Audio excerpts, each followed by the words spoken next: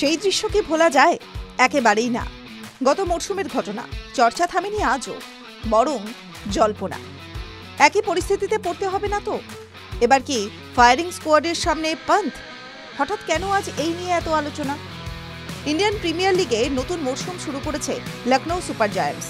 সব দিক থেকে যেন নতুন। আইপিএল এর মেগা অকশনে রেকর্ড গড়েছে লখনৌ।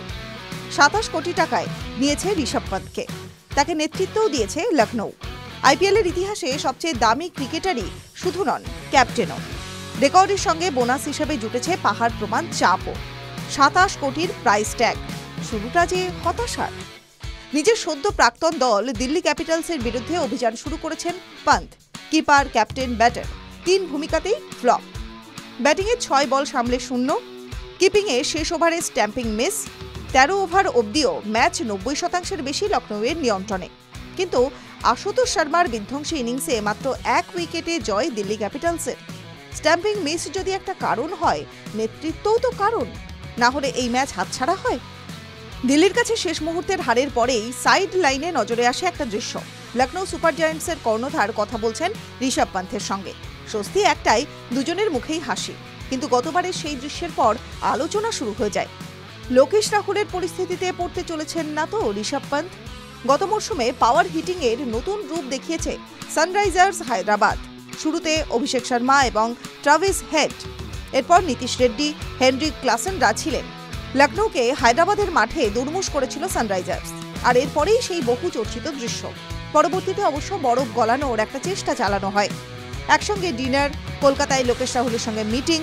তাতে যে বরফ গলেনি, লোকেশ রাহুলের দল বদলেই পরিষ্কার। এবার হায়দ্রাবাদ ব্যাটিং আক্রমণে যোগ হয়েছে ঈশান কিষানের মতো আরও এক বিধ্বংসী ব্যাটার, যিনি নতুন জার্সিতে প্রথম ম্যাচেই সেঞ্চুরি হাঁকিয়েছেন। স্বাভাবিকভাবেই আতঙ্ক থাকছে। সবকিছুর পুনরাবৃত্তি হবে না তো? TV9 Bangla digital.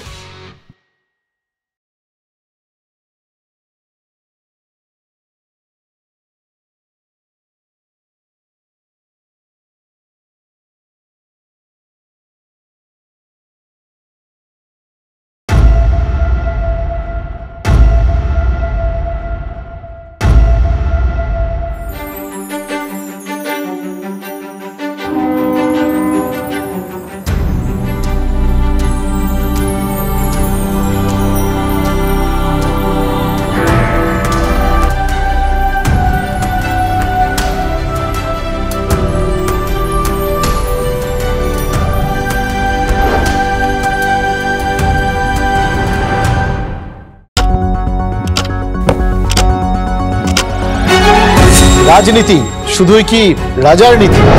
রাজা উজিরের চোখে নয়, আপনার আমার চোখে সমাজের ছবি।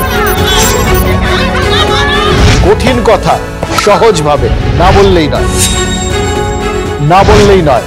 প্রতিদিন রাত 9টায় TV9 বাংলায়। TV9 বাংলা না দেখলেই নয়।